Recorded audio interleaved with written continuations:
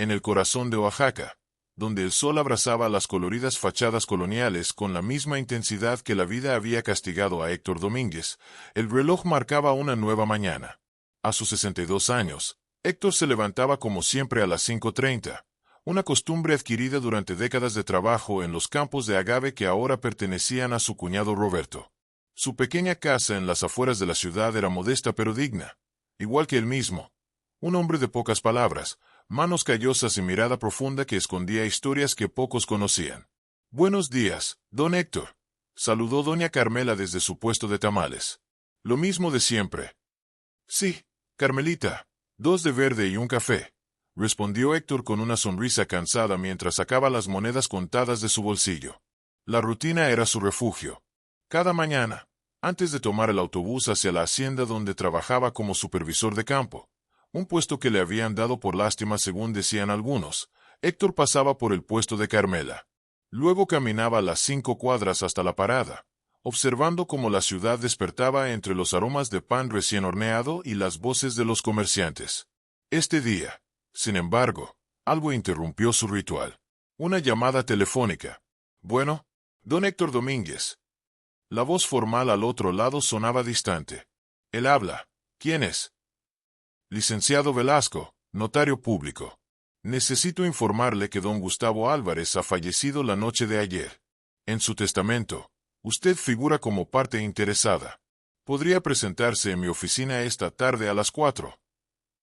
La noticia cayó como un rayo en cielo despejado. Gustavo Álvarez. Aquel nombre que Héctor había intentado olvidar durante 20 años. El hombre que había sido como un hermano en su juventud, antes de que la vida y los negocios lo separaran. El hombre que se había convertido en el mezcalero más exitoso de la región mientras Héctor se hundía en deudas y desgracias. Mientras el autobús avanzaba por las calles empedradas, los recuerdos inundaron su mente. Las tardes de adolescencia compartiendo sueños, las primeras destilaciones experimentales en el patio trasero de sus casas, los planes para crear juntos la mejor mezcalería de México.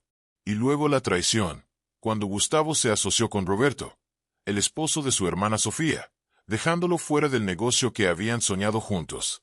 «¿Se baja o se queda, don?» La voz del chofer lo devolvió a la realidad. Había llegado a la hacienda. Durante toda la jornada, Héctor trabajó mecánicamente. Sus manos conocían cada planta, cada proceso, pero su mente estaba lejos, oscilando entre la incredulidad por la noticia y el resentimiento que nunca había logrado superar completamente. «Estás distraído hoy, papá», comentó Manuel, su hijo menor de 30 años, que también trabajaba en la hacienda como contador. El único de sus hijos que aún le dirigía la palabra con regularidad. «Es que Gustavo Álvarez murió ayer», respondió Héctor con voz neutra. Manuel se detuvo en seco. «¿El dueño de Mezcales Álvarez? ¿El socio del tío Roberto?» Héctor asintió. «Y al parecer me mencionó en su testamento». La cara de Manuel se transformó en una mueca de sorpresa. «¿A ti? Pero si ustedes no se hablaban desde 20 años», completó Héctor. «Por eso no entiendo qué puedo pintar yo en su testamento». A las 3 de la tarde, Héctor pidió permiso para retirarse. Roberto, un hombre corpulento de 58 años con aires de grandeza, lo miró con desprecio desde la oficina principal. «¿Ahora qué necesitas, Héctor? ¿Otro adelanto de tu miserable sueldo?» «No, Roberto. Es un asunto personal», respondió Héctor, manteniendo su dignidad intacta como siempre hacía frente a las humillaciones de su cuñado. «¿Personal? Tú». Roberto soltó una carcajada. «¿Qué asunto personal puede tener un don nadie como tú? Déjate de excusas y termina tu turno como todos los demás». Fue Manuel quien intervino, acercándose a la oficina. «Tío, mi papá fue convocado por un notario. Es importante que asista». La mención del notario despertó la curiosidad de Roberto. «¿Un notario? ¿Para qué te quiere ver un notario a ti, Héctor?» «Es sobre Gustavo Álvarez», respondió Héctor con calma. «Falleció ayer». El rostro de Roberto palideció visiblemente. «Gustavo está muerto. ¿Y por qué diablos te cita a ti un notario por eso?» «Eso mismo quisiera saber yo», contestó Héctor. «Por eso necesito irme ahora». Roberto hizo un gesto despectivo con la mano. «Vete, pues. Pero mañana recuperas esas horas o te las descuento. Mientras salía de la hacienda, Héctor sentía las miradas curiosas de los trabajadores. Todos sabían quién era Gustavo Álvarez. Todos conocían la historia, o al menos la versión que se había propagado con los años. Como Héctor había perdido su oportunidad de ser socio por irresponsable, por borracho, por incompetente. Nadie sabía la verdad completa. En el despacho del notario, un edificio colonial restaurado en el centro de la ciudad, Héctor se sintió fuera de lugar con su ropa de trabajo, sus botas polvorientas y su sombrero gastado. La secretaria lo miró de arriba a abajo antes de anunciarlo. El licenciado Velasco lo está esperando. Señor Domínguez. Dentro de la oficina, el ambiente era solemne. El licenciado Velasco, un hombre de unos 70 años con lentes de montura metálica, lo invitó a sentarse frente a un escritorio de caoba tallada. Don Héctor, gracias por venir. Como le informé, don Gustavo Álvarez falleció ayer por la noche tras una larga enfermedad. En sus últimas semanas, don Gustavo actualizó su testamento y usted figura prominentemente en él. Héctor asintió, incapaz de articular palabra. Antes de proceder, debo informarle que hay otros herederos convocados mañana para la lectura oficial del testamento. Sin embargo, don Gustavo dejó instrucciones expresas de que debía hablar con usted en privado primero. El notario sacó un sobresellado del cajón de su escritorio y se lo entregó a Héctor. Esto es para usted. Don Gustavo me pidió que se lo entregara personalmente antes de la lectura oficial. Con manos temblorosas, Héctor abrió el sobre. Dentro había una carta manuscrita y una vieja fotografía amarillenta donde dos jóvenes sonrientes sostenían una botella casera de mezcal. Héctor reconoció el momento. Era su primera destilación exitosa, casi 40 años atrás. Mientras comenzaba a leer la carta, sintió que el mundo se detenía a su alrededor. Las palabras de Gustavo, escritas desde su lecho de muerte, estaban a punto de cambiar todo. Mi querido hermano Héctor, si estás leyendo esto, ya no estoy en este mundo. Hay tantas cosas que debí decirte en vida, tantas explicaciones que te debía, que ni siquiera sé por dónde empezar esta carta. Quizás por lo más importante, perdóname. Perdóname por traicionarte, por robarte no solo un sueño sino una vida. Sí, Héctor, lo digo claramente ahora que la muerte me ha vuelto valiente. Te robé. No solo la oportunidad de ser socio de Mezcales Álvarez, sino la fórmula original que desarrollamos juntos y que perfeccionaste tú solo durante aquellas noches en el cobertizo de tu padre. Roberto y yo te tendimos una trampa. Aquella reunión con los inversionistas a la que no llegaste porque supuestamente te emborrachaste. Todo fue orquestado. El mezcal que bebiste la noche anterior estaba adulterado para que perdieras el conocimiento. Mientras dormías, Roberto tomó tus notas, tus fórmulas, todo lo que habías creado. Héctor tuvo que detenerse. Las manos le temblaban tanto que casi no podía sostener el papel. Respiró profundamente varias veces antes de continuar leyendo. Durante estos 20 años, he vivido en una jaula dorada, Héctor. El éxito de Mezcales Álvarez se construyó sobre tu trabajo, sobre tu talento. Cada premio internacional, cada reconocimiento, cada botella vendida alrededor del mundo, todo debió tener tu nombre junto al mío. La culpa me ha corroído por dentro tanto como el cáncer que ahora me consume. Intenté buscarte varias veces, pero Roberto siempre se interpuso. Me amenazó con revelar otras irregularidades de nuestros primeros años si me acercaba a ti. Y yo, cobarde como siempre, cedí. Pero ahora que me enfrento al final, ya no tengo nada que perder. Es hora de hacer justicia, aunque sea tardía. Héctor levantó la vista hacia el notario, que lo observaba con una mezcla de compasión y curiosidad profesional. Está bien, don Héctor. Necesita un vaso de agua. Héctor negó con la cabeza y continuó leyendo.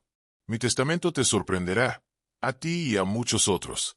Roberto, tu hermana Sofía, tus hijos Elena y Carlos que se alejaron de ti creyendo las mentiras que esparcimos sobre tu carácter, todos tendrán que enfrentar la verdad mañana. Te dejo el 51% de Mezcales Álvarez, lo que te convierte en el accionista mayoritario y dueño efectivo de la empresa que siempre debió ser parcialmente tuya. También he dejado instrucciones para que se reconozca públicamente tu autoría de la fórmula original de nuestro mezcal premium, con efecto retroactivo en todos los registros y patentes. Sé que esto no compensa 2 décadas de injusticia, pero es lo único que puedo hacer ahora. El resto dependerá de ti. Siempre fuiste mejor persona que yo, Héctor. Más noble, más auténtico. Por eso sé que, a pesar de todo el daño que te hice, sabrás tomar las decisiones correctas, con remordimiento y afecto eterno. Gustavo. Héctor dobló la carta lentamente y la guardó en el bolsillo de su camisa, junto a su corazón que latía desbocado. 20 años de humillaciones, de luchar contra rumores que lo pintaban como un borracho irresponsable, de ver cómo su familia se fragmentaba mientras otros prosperaban con su trabajo. Y ahora esto. Don Héctor, dijo el licenciado Velasco rompiendo el silencio. Don Gustavo me instruyó que le explicara algunos detalles técnicos sobre su nueva posición. Como accionista mayoritario de Mezcales Álvarez, usted tendrá poder de decisión sobre la junta directiva, las operaciones y el futuro de la empresa. La lectura oficial de mañana formalizará todo, pero desde este momento, legalmente, usted es el dueño de la destilería más prestigiosa de Oaxaca. Héctor asintió, incapaz todavía de procesar completamente lo que estaba sucediendo. También debo informarle que don Gustavo depositó en mi despacho documentos que corroboran lo expresado en su carta personal. Evidencia sobre ciertas irregularidades en la fundación de la empresa. Estos documentos serán revelados solo si alguno de los otros herederos impugna el testamento. ¿Quiénes son los otros herederos?, preguntó Héctor, encontrando finalmente su voz. Su cuñado Roberto Vega recibe un 15% de las acciones. Su hermana Sofía otro 15%. Sus hijos Elena y Carlos un 5% cada uno. Y su hijo Manuel un 9%. El 51% restante es suyo. La ironía no escapó a Héctor. Toda su familia, incluso aquellos que lo habían menospreciado durante años, recibían partes de una empresa que, según la carta de Gustavo, debió ser parcialmente suya desde el principio. Al salir del despacho, la tarde caía sobre Oaxaca. Las calles empedradas brillaban con la luz dorada del atardecer, y Héctor caminaba como un hombre en sueños, con la mente en ebullición. Su teléfono sonó varias veces. Era Manuel. «Papá, ¿todo bien? ¿Qué pasó con el notario?» «Manuel, hijo», respondió Héctor con voz calma pero firme. «Mañana a las 10 hay lectura del testamento de Gustavo. Por favor, ven conmigo. Y avisa a tus hermanos y a tus tíos que también están convocados». «¿Todos? ¿Para qué nos quiere a todos?» «Mañana lo sabrás», respondió Héctor. «Ahora necesito estar solo». En lugar de volver a casa, Héctor caminó hasta el Zócalo y se sentó en una banca frente a la catedral. Observó a las familias paseando, a los turistas tomando fotografías, a los vendedores ambulantes ofreciendo artesanías. La vida normal continuaba a su alrededor, pero la suya había dado un vuelco imposible de medir. Pensó en su esposa Margarita, fallecida hacía 5 años sin haber conocido esta verdad. Pensó en sus hijos mayores, Elena y Carlos, que se habían distanciado creyendo que su padre era un fracasado que había desperdiciado la gran oportunidad de su vida. Pensó en las incontables veces que Roberto lo había humillado frente a otros trabajadores, recordándole que debía estar agradecido por tener siquiera un empleo en su hacienda. Y finalmente, pensó en lo que haría ahora. La justicia había llegado tarde, pero había llegado. ¿Qué haría con ese poder recién adquirido? ¿Buscaría venganza? ¿Expulsaría a Roberto como Roberto lo había expulsado a él? ¿Recuperaría a sus hijos mayores con su nueva posición o descubriría que solo el dinero los acercaría de nuevo? La noche había caído completamente cuando Héctor finalmente se levantó de la banca. Una decisión clara se había formado en su mente. Mañana, cuando todos estuvieran reunidos en el despacho del licenciado Velasco, no solo cambiaría su destino, sino el de toda su familia. Para bien o para mal, la verdad saldría a la luz. La sala de juntas del despacho notarial nunca había parecido tan pequeña como aquella mañana. 8 personas se acomodaban alrededor de una mesa ovalada de caoba, el aire acondicionado apenas contrarrestando el calor humano y la tensión que flotaba en el ambiente. Héctor ocupaba un lugar al final de la mesa, con Manuel sentado a su derecha como único aliado en aquel campo minado familiar. Frente a él, Roberto y Sofía intercambiaban miradas nerviosas. Junto a ellos, Elena y Carlos, los hijos mayores de Héctor, evitaban el contacto visual con su padre, incómodos por una reunión familiar que no habían previsto. Al otro extremo, Los abogados de Mezcales Álvarez tamborileaban sus dedos sobre carpetas de cuero, esperando impacientemente el inicio de la sesión. El licenciado Velasco entró puntualmente a las 10, cargando un portafolio de piel y varios documentos. Tras saludar formalmente, se sentó a la cabecera de la mesa. Señoras y señores, estamos aquí reunidos para la lectura del testamento de don Gustavo Álvarez Mendoza, fallecido el pasado lunes a los 63 años de edad.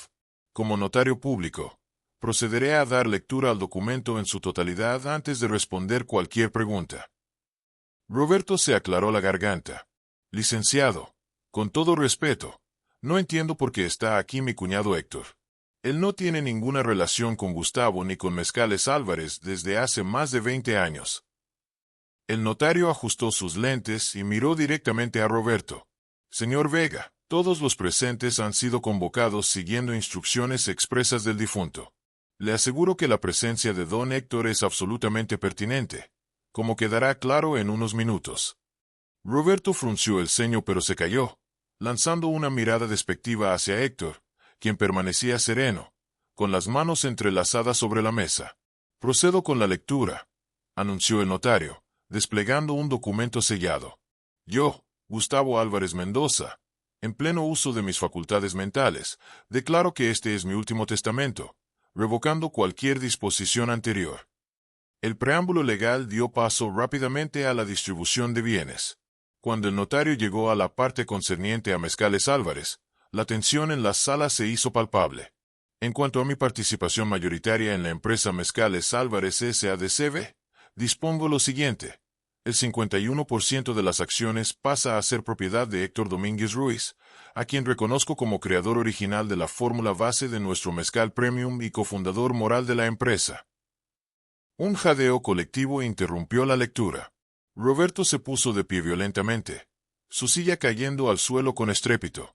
Esto es absurdo. Una locura. Gustavo debió perder la cabeza con la enfermedad. Impugnaré este testamento hoy mismo. El licenciado Velasco se mantuvo imperturbable. Señor Vega, le recuerdo que estamos en un procedimiento formal. Tome asiento y permítame continuar. Tendrá oportunidad de expresar sus objeciones después. Roberto recogió la silla, murmurando entre dientes mientras Sofía le susurraba algo al oído, visiblemente alterada. Elena y Carlos miraban a su padre con una mezcla de confusión y asombro. Manuel, por su parte, apretaba el hombro de Héctor en un gesto silencioso de apoyo. El notario continuó. Reconozco públicamente que la fórmula registrada bajo el nombre, Esencia de Oaxaca, fue desarrollada originalmente por Héctor Domínguez, y ordeno que todos los registros y patentes sean modificados para reflejar su coautoría. Además, como compensación por los beneficios generados durante estos 20 años, se transferirá a su cuenta la cantidad de 15 millones de pesos mexicanos provenientes de mis bienes personales. La sala entera pareció quedarse sin oxígeno. Elena dejó caer su bolso, mientras Carlos miraba a su padre como si lo viera por primera vez. Roberto había palidecido completamente. Al señor Roberto Vega le corresponde el 15% de las acciones de la empresa. A doña Sofía Domínguez de Vega, otro 15%. A Elena Domínguez Sánchez y Carlos Domínguez Sánchez, un 5% cada uno. A Manuel Domínguez Sánchez, un 9%. El control operativo de la empresa queda en manos de Héctor Domínguez como accionista mayoritario. Las disposiciones continuaron, pero apenas nadie escuchaba ya. Las miradas estaban clavadas en Héctor, quien permanecía impasible, como una roca en medio de un mar embravecido. Cuando el notario terminó la lectura, un silencio sepulcral invadió la sala. Fue Roberto quien lo rompió, con la voz temblorosa de rabia. Esto es una farsa. Gustavo nunca haría algo así. Alguien lo manipuló en sus últimos días. Exijo una investigación. Este testamento es inválido. El licenciado Velasco sacó entonces otro sobre de su portafolio. Anticipando esta reacción, don Gustavo dejó esto para ser revelado solo en caso de impugnación. Extrajo varios documentos y los deslizó sobre la mesa. Tengo aquí confesiones firmadas por el propio don Gustavo, registros de laboratorio fechados de 1998 con la caligrafía de don Héctor, y testimonios notariados de 3 ex empleados que estuvieron presentes la noche en que, según declaran, Usted y don Gustavo adulteraron la bebida de don Héctor para que perdiera una reunión crucial con inversionistas. Roberto se derrumbó en su silla, el color abandonando completamente su rostro. Sofía se cubrió la boca con las manos, sus ojos fijos en su hermano con una mezcla de horror y vergüenza. «Papá, ¿es cierto todo esto?». La voz de Elena rompió el silencio, dirigiéndose a su padre por primera vez en años.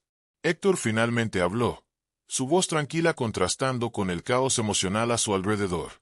«Es cierto que desarrollé esa fórmula. Gustavo y yo éramos como hermanos, planeábamos crear juntos la mezcalería. Lo demás». Héctor hizo una pausa, mirando directamente a Roberto. «Tendría que explicarlo tu tío». Todos los ojos se volvieron hacia Roberto, que parecía haber envejecido 10 años en los últimos minutos. Sofía lo sacudió del brazo. «Roberto, dime que no es verdad. Dime que no le hiciste eso a mi hermano». Roberto mantuvo la mirada baja, incapaz de enfrentar a su esposa o a cualquiera de los presentes. Su silencio fue más elocuente que cualquier confesión. Carlos se levantó abruptamente. «Toda mi vida pensé que mi padre era un fracasado que había arruinado su gran oportunidad por irresponsable. Eso es lo que tú y mamá siempre nos dijeron», dijo, señalando acusadoramente a sus tíos. «Me avergoncé de él, lo evité durante años, y todo por una mentira». Héctor contemplaba la escena con una extraña mezcla de vindicación y tristeza. 20 años de humillaciones y rechazos culminaban en este momento de verdad brutal. Pero no sentía la satisfacción que quizás había imaginado. Solo un cansancio profundo y la certeza de que nada sería igual después de hoy. «Licenciado», dijo finalmente, «agradezco su tiempo. Acepto las disposiciones del testamento en su totalidad». Se levantó con dignidad, alisando las arrugas de su guayabera blanca, la única prenda formal que poseía, guardada para ocasiones especiales. «En cuanto a la dirección de Mezcales Álvarez», continuó, mirando a cada miembro de su familia, «me gustaría programar una reunión mañana a las 9 en las oficinas de la empresa para discutir el futuro. Como accionistas, todos ustedes están convocados». Roberto levantó la vista, una chispa de esperanza mezclada con miedo en sus ojos. «¿Qué piensas hacer, Héctor?». Héctor lo miró largamente antes de responder. «Lo que debimos hacer hace 20 años, Roberto. Trabajar juntos. Pero esta vez, con la verdad sobre la mesa». Al salir del despacho, el sol de mediodía golpeó a Héctor con fuerza. Manuel lo acompañaba en silencio, procesando todo lo ocurrido.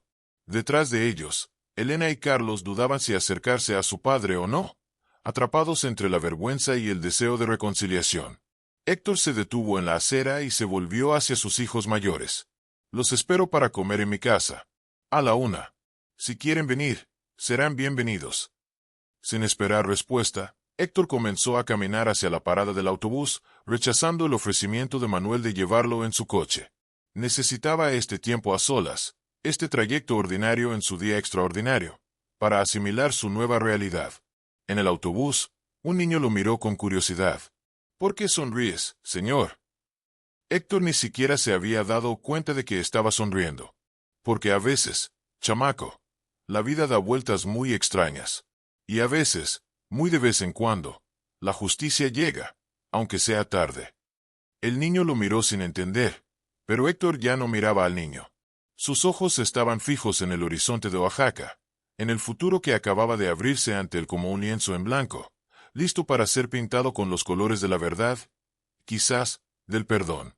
La casa de Héctor, ubicada en un barrio modesto a las afueras de Oaxaca, nunca había recibido tantas visitas en un solo día.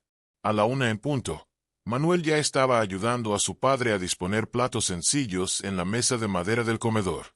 La vajilla era corriente, los cubiertos no hacían juego, pero todo estaba impecablemente limpio, como siempre le había gustado a Margarita. «¿Crees que vendrán?», preguntó Manuel mientras acomodaba los vasos. Héctor se encogió de hombros. «No lo sé.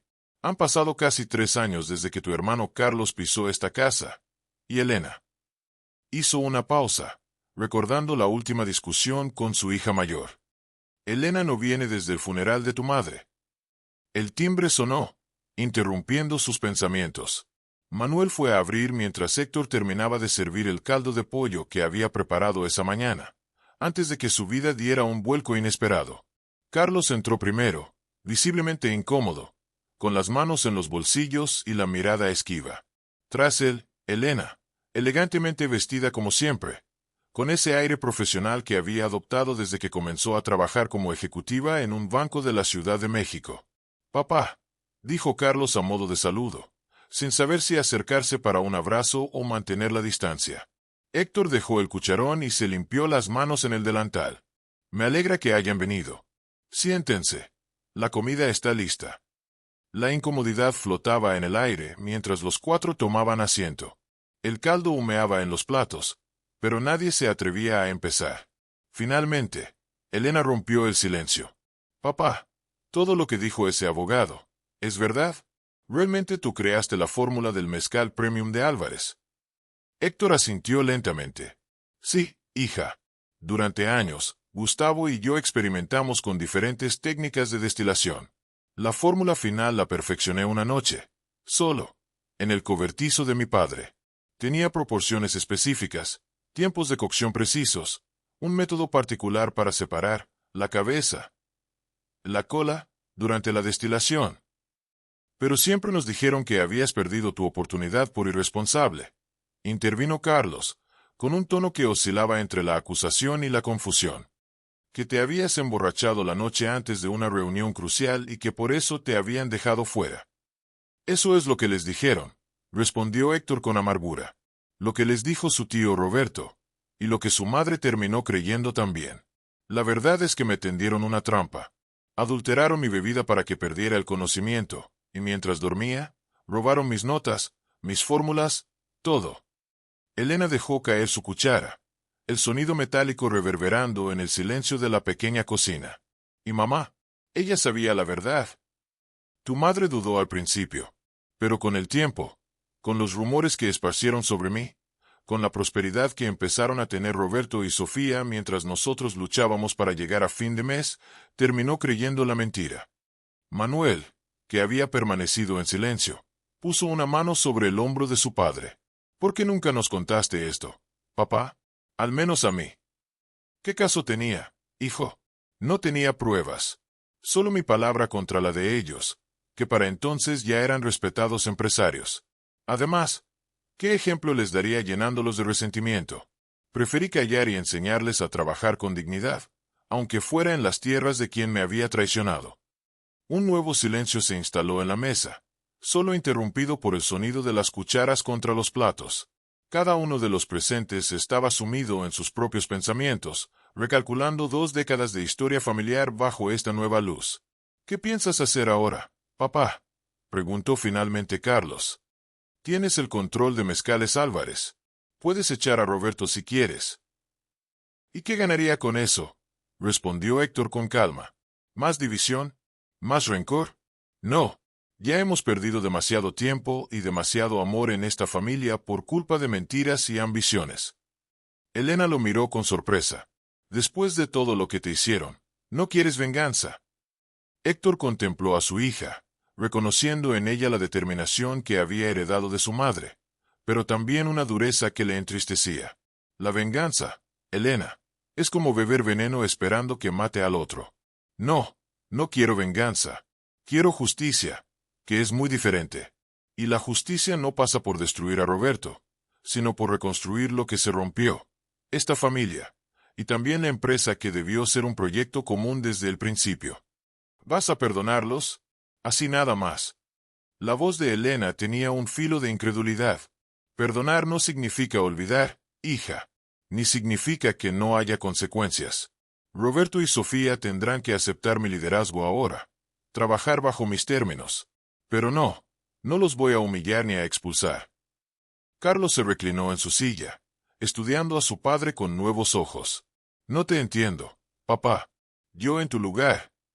«Tú no estás en mi lugar, Carlos», lo interrumpió Héctor con firmeza pero sin enojo. «Tú no has vivido 20 años con esta herida, viendo cómo tu familia se desmoronaba, cómo tus propios hijos se avergonzaban de ti. Yo sí. Y he tenido mucho tiempo para pensar en qué haría si algún día se conociera la verdad. Pues bien, ese día ha llegado, y voy a hacer exactamente lo que siempre supe que haría, usar esta oportunidad para reconstruir, no para destruir.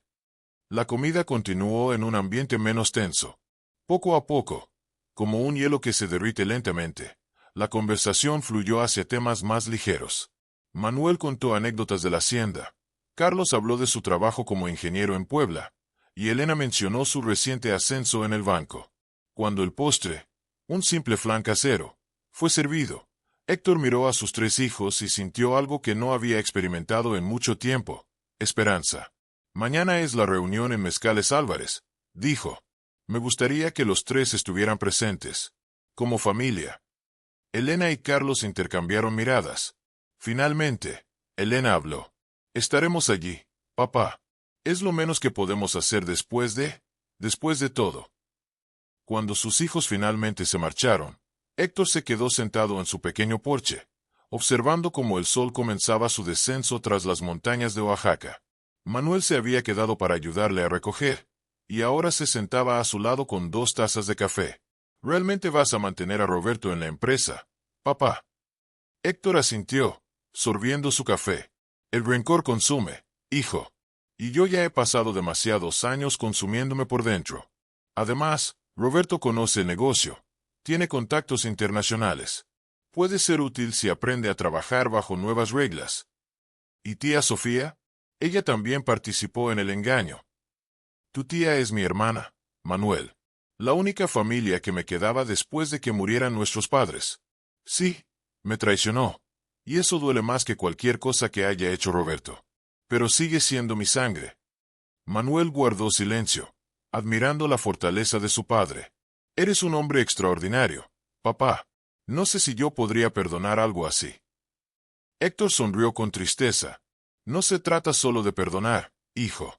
Se trata de elegir qué tipo de persona quieres ser. Yo elegí hace mucho tiempo no convertirme en lo que me lastimó. Mientras la noche caía sobre Oaxaca, Héctor Domínguez, el nuevo dueño mayoritario de Mezcales Álvarez, contemplaba el cielo estrellado con una serenidad que no había conocido en años. Mañana enfrentaría a quienes lo habían traicionado, no como un vengador, sino como un hombre que finalmente había recuperado su dignidad y su verdad. Y eso, pensó, valía más que todas las destilerías del mundo. La sede de Mezcales Álvarez se alzaba imponente en las afueras de Oaxaca, un edificio de estilo colonial renovado, con paredes de cantera rosa y amplios ventanales que reflejaban el cielo azul de aquella mañana crucial. En el estacionamiento, vehículos de lujo ocupaban lugares designados con nombres: R. Vega, director general; S. Domínguez, directora de Relaciones Públicas, y otros ejecutivos de alto rango. Héctor llegó caminando. Había tomado el autobús hasta la parada más cercana y recorrido los últimos 500 metros a pie, observando con ojos nuevos lo que en parte ahora le pertenecía.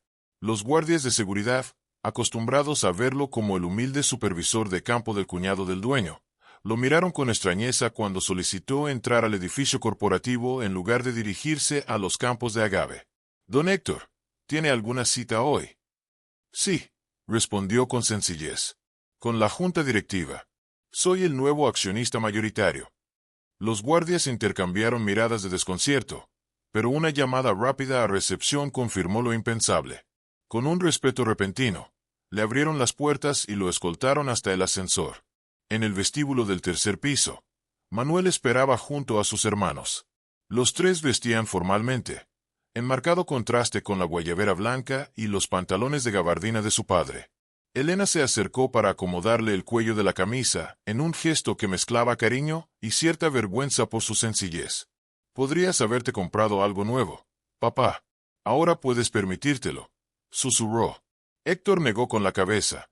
No necesito ropa nueva para decir verdades antiguas, hija. La sala de juntas era un espacio impresionante, con una enorme mesa de obsidiana pulida y sillas de piel. Retratos de Gustavo Álvarez y Roberto Vega presidían la pared principal, junto a fotografías enmarcadas de sus mezcales premiados internacionalmente. Cuando Héctor entró, seguido por sus 3 hijos, ya estaban presentes Roberto, Sofía, y 5 ejecutivos de alto nivel que lo miraban con curiosidad apenas disimulada. Buenos días, saludó Héctor con naturalidad, como si hubiera asistido a cientos de reuniones similares.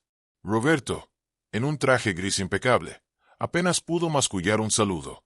Sofía, elegante como siempre pero con el rostro tenso, evitó el contacto visual con su hermano. La tensión era tan densa que casi podía cortarse con un cuchillo. Uno de los ejecutivos, un hombre de unos 50 años con acento extranjero, rompió el incómodo silencio. Señor Domínguez, soy Javier Ruiz, director financiero. En nombre de todo el equipo directivo, permítame felicitarlo por su inesperada incorporación como accionista mayoritario. Héctor asintió en agradecimiento y tomó asiento en la cabecera de la mesa, el lugar que tradicionalmente ocupaba Roberto. Fue un momento simbólico que no pasó desapercibido para nadie. Agradezco su bienvenida, señor Ruiz. Como probablemente ya sabrán todos, las circunstancias de mi llegada a esta posición son poco convencionales. Héctor hizo una pausa, recorriendo con la mirada a todos los presentes. Pero estoy aquí para mirar hacia adelante, no hacia atrás. Roberto se aclaró la garganta. Héctor, antes de continuar, creo que deberíamos hablar en privado. Hay aspectos de esta situación que... No hay nada que debamos discutir en privado, Roberto, lo interrumpió Héctor con firmeza. Lo que tengas que decir, puedes decirlo aquí, frente a todos. La época de los secretos y las conspiraciones ha terminado. Roberto palideció, mientras los ejecutivos intercambiaban miradas incómodas, conscientes de que estaban presenciando un drama familiar y empresarial cuyas dimensiones apenas comenzaban a comprender. Bien, continuó Héctor. He pasado la noche revisando los estados financieros de Mezcales Álvarez que el licenciado Velasco me proporcionó. Impresionante trabajo, debo reconocerlo. La empresa está posicionada como líder en el mercado premium, exporta a 30 países, y ha diversificado sus operaciones más allá del mezcal tradicional. Los directivos asintieron, algo sorprendidos por el conocimiento del recién llegado. Sin embargo, prosiguió Héctor, noto que en los últimos años se ha descuidado la calidad del producto base. El enfoque en versiones artísticas y ediciones limitadas ha llevado a disminuir la inversión en los procesos tradicionales que hicieron grande a esta empresa en primer lugar. Roberto se irguió, visiblemente molesto. Esas ediciones artísticas que criticas han duplicado nuestros márgenes de beneficio y han diluido la esencia de lo que hace especial a nuestro mezcal, replicó Héctor con calma. La fórmula original, mi fórmula, está siendo alterada para reducir costos y aumentar volumen. Eso se acabó a partir de hoy. Un murmullo recorrió la mesa. Elena observaba a su padre con creciente respeto, mientras Carlos no podía ocultar su asombro ante la seguridad con que Héctor manejaba la situación. Mi primer decreto como accionista mayoritario, continuó Héctor, sacando un folder de su gastado maletín de cuero, es restablecer los estándares originales de producción. Aquí tengo la fórmula completa, con todas sus especificaciones. Quiero que el departamento de producción la implemente inmediatamente, sin recortes ni modificaciones. El director de producción, un hombre de aspecto nervioso, tomó el folder. Señor Domínguez, implementar estos cambios requerirá tiempo y una inversión considerable. Los márgenes de beneficio se verán afectados en el corto plazo. Lo sé perfectamente, respondió Héctor. Pero la calidad no es negociable. Es lo que nos distinguió desde el principio y lo que nos distinguirá en el futuro. Los consumidores lo notarán, y a largo plazo, eso consolidará nuestra posición en el mercado. Sofía, que había permanecido en silencio, finalmente habló. ¿Y qué pasará con Roberto? ¿Piensas reemplazarlo como director general? Todas las miradas se volvieron hacia Héctor. Era la pregunta que flotaba en el ambiente desde que había entrado en la sala. Su respuesta definiría el tono de su liderazgo.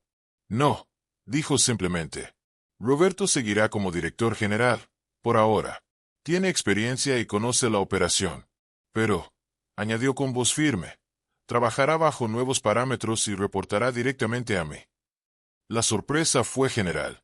Roberto, que había estado preparándose para lo peor, pareció momentáneamente aliviado, aunque la humillación de reportar a quien había sido su subordinado era evidente en su rostro. Hay algo más, continuó Héctor.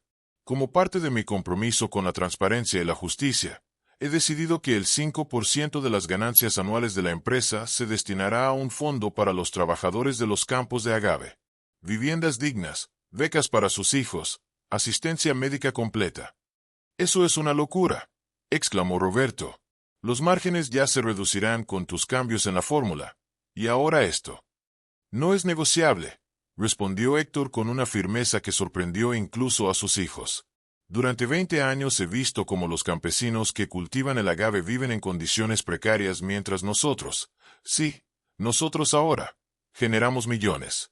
Eso también se acabó. Un silencio reflexivo siguió a sus palabras. Finalmente, Javier Ruiz, el director financiero, intervino. Señor Domínguez, permítame decir que, aunque sus medidas parecen radicales, hay mérito en ellas. De hecho, la tendencia global en la industria de bebidas premium apunta hacia la sostenibilidad social y ambiental. Su propuesta podría convertirse en una ventaja competitiva si la comunicamos adecuadamente. Héctor asintió, agradecido por el apoyo inesperado. Precisamente. No estoy aquí para destruir lo que se ha construido, sino para mejorarlo, para devolverle su alma. La reunión continuó con discusiones técnicas sobre implementación, presupuestos y plazos. Héctor demostró un conocimiento de la industria que dejó atónitos a muchos de los presentes. No era solo el creador de la fórmula original. Había seguido de cerca cada avance en el sector durante sus años como supervisor de campo, absorbiendo información, estudiando tendencias, preparándose inconscientemente para un momento que nunca creyó que llegaría. Cuando la reunión finalmente concluyó, 3 horas después, un nuevo equilibrio parecía haberse establecido. Los ejecutivos salieron con una mezcla de preocupación e intriga por el futuro. Elena, Carlos y Manuel esperaron fuera mientras Héctor pedía unos minutos a solas con Roberto y Sofía. En la sala vacía, los 3 hermanos se miraron en silencio por un largo momento. Héctor, comenzó Roberto, pero se detuvo, incapaz de encontrar las palabras adecuadas. No necesito tus disculpas, Roberto, dijo Héctor. Necesito tu compromiso, con la empresa, con la calidad, con el trato justo a los trabajadores. Roberto asintió, humillado pero también, sorprendentemente, aliviado. La verdad, por dolorosa que fuera, había liberado algo en él. Te lo debo, murmuró. No me lo debes a mí. Se lo debes a los trabajadores que has explotado, a la confianza que has traicionado, a la familia que has dividido. Sofía, con lágrimas en los ojos, finalmente se atrevió a mirar directamente a su hermano. ¿Podrás perdonarme algún día, Héctor? Yo sabía lo que Roberto había hecho. Y callé. Te vi sufrir, vi cómo tus hijos se alejaban de ti, y no hice nada. Héctor contempló a su hermana, recordando a la niña que había protegido cuando eran pequeños, a la joven que lo había admirado, a la mujer en que se había convertido, seducida por el poder y el estatus. El perdón, Sofía, no se concede en un instante. Se construye día a día, con acciones, no con palabras. Pero estoy dispuesto a intentarlo si tú también lo estás. Sofía asintió, secándose las lágrimas. Bien, concluyó Héctor, levantándose. Mañana comienza una nueva era para Mezcales Álvarez. Y para esta familia. Al salir de la sala, encontró a sus 3 hijos esperándolo con expresiones que mezclaban orgullo y asombro. Papá, estuviste increíble ahí dentro, dijo Carlos. Ni siquiera sabía que entendías tanto de negocios, añadió Elena, con un nuevo respeto en la voz. Héctor sonrió con melancolía. Hay muchas cosas que no saben de mí, hijos. Pero tendremos tiempo para conocernos de nuevo. Al abandonar juntos el impresionante edificio de Mezcales Álvarez, Héctor se detuvo un momento para contemplar los extensos campos de agave que se extendían hasta el horizonte, bajo el cálido sol de Oaxaca. En esas plantas espinosas y obstinadas, que sobrevivían en terrenos difíciles y daban su corazón para crear algo extraordinario, siempre había visto un reflejo de sí mismo. Ahora, finalmente, otros comenzaban a verlo también. 6 meses habían transcurrido desde que Héctor asumiera el control de Mezcales Álvarez. El invierno había cedido paso a una primavera radiante en Oaxaca, y con ella, una transformación palpable se extendía por los campos de agave y los pasillos corporativos por igual. En su nueva oficina, un espacio que había mandado remodelar para que fuera funcional pero modesto, eliminando los excesos ostentosos que Roberto había instalado, Héctor revisaba los informes de producción del primer trimestre bajo su dirección. Los números contaban una historia mixta. Las ventas habían disminuido ligeramente debido al aumento de precio que la nueva fórmula original había requerido, pero el margen de ganancia por botella se mantenía estable gracias al reposicionamiento del producto como auténticamente artesanal. Un golpe en la puerta interrumpió sus reflexiones. Era Javier Ruiz, el director financiero que, sorprendentemente, se había convertido en su aliado más confiable dentro de la estructura ejecutiva. Don Héctor, tengo los resultados de las pruebas de satisfacción del cliente con la nueva fórmula. Creo que le gustará verlos. Héctor le indicó que pasara. Javier desplegó una serie de gráficos sobre el escritorio, su rostro revelando un entusiasmo contenido. El 87% de los catadores expertos calificó el nuevo mezcal como significativamente superior al anterior. Las notas destacan su profundidad, complejidad, fidelidad a la tradición oaxaqueña. Javier pasó a la siguiente página. Más importante aún, 3 de nuestros distribuidores internacionales han aumentado sus pedidos para el próximo trimestre. Parece que la estrategia de calidad está empezando a dar frutos.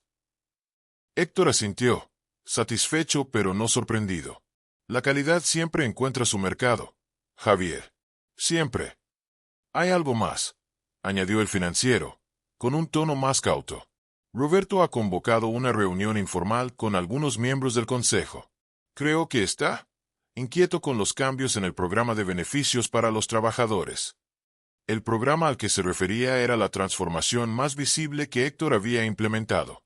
En los campos, nuevas viviendas para los trabajadores permanentes se alzaban donde antes solo había chozas improvisadas. Una clínica médica operaba ya a pleno rendimiento, y un centro comunitario ofrecía clases nocturnas para adultos y apoyo escolar para los niños. Los costos habían sido considerables, pero Héctor se había mantenido firme frente a las protestas de Roberto. Era de esperarse, suspiró Héctor. Roberto nunca entendió que el verdadero valor de una empresa no está solo en sus balances financieros, sino en el bienestar de quienes la hacen posible. Cerró la carpeta de informes. ¿Sabes quiénes asistirán a esa reunión? Los accionistas más conservadores, principalmente, y su hermana Sofía. La mención de Sofía provocó un gesto de decepción en Héctor. Aunque las relaciones familiares habían mejorado gradualmente, Elena y Carlos habían regresado a su vida, visitándolo regularmente y participando activamente en la empresa. La relación con su hermana seguía siendo frágil, marcada por décadas de complicidad en el engaño.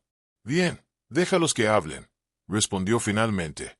Los resultados hablarán más fuerte que sus quejas. Esa tarde, mientras Héctor recorría los campos de agave en su rutina diaria, saludando por su nombre a los trabajadores que ahora lo miraban con una mezcla de respeto y gratitud, Manuel lo alcanzó en su vehículo. «Papá, necesitas venir a la destilería. Hay un problema con el último lote».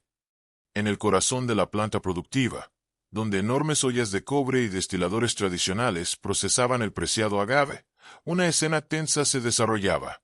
Roberto discutía acaloradamente con el maestro mezcalero, don Anselmo, un hombre de 70 años que Héctor había reinstaurado en su posición tras años de haber sido relegado por métodos anticuados. «Es inaceptable. Este lote entero está arruinado porque te empeñas en hacer todo a la manera antigua», gritaba Roberto, señalando furioso hacia varios barriles. Don Anselmo, con la dignidad de quien ha dedicado su vida al arte del mezcal, se mantenía firme. El proceso requiere tiempo, paciencia. No se puede apresurar la maduración natural. «¿Qué sucede aquí?», intervino Héctor, acercándose al grupo. Roberto se volvió hacia él, con el rostro enrojecido de ira. «Esto sucede. Tu preciosa fórmula tradicional y tus métodos artesanales han echado a perder un lote completo valorado en más de 3 millones de pesos. 3 millones. Y este viejo testarudo se niega a aceptar que sus métodos son obsoletos».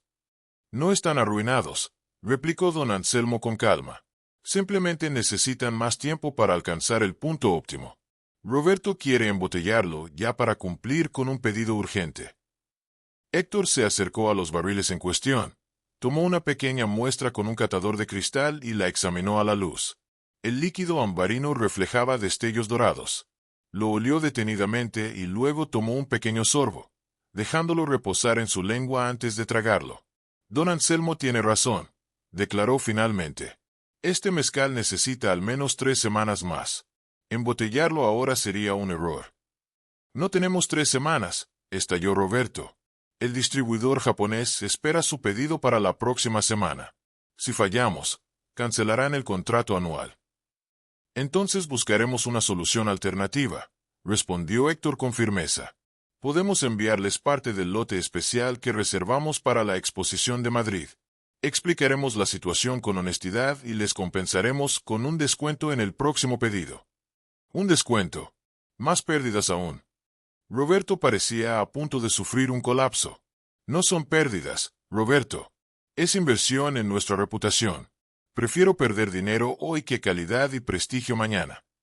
La disputa se resolvió finalmente según la propuesta de Héctor, pero el incidente revelaba las tensiones persistentes en la nueva estructura de poder. Mientras regresaban a las oficinas, Manuel expresó su preocupación. Roberto está movilizando resistencia, papá, no solo por el programa de beneficios, sino por toda tu filosofía de gestión. Dice que estás llevando a la empresa hacia atrás, no hacia adelante.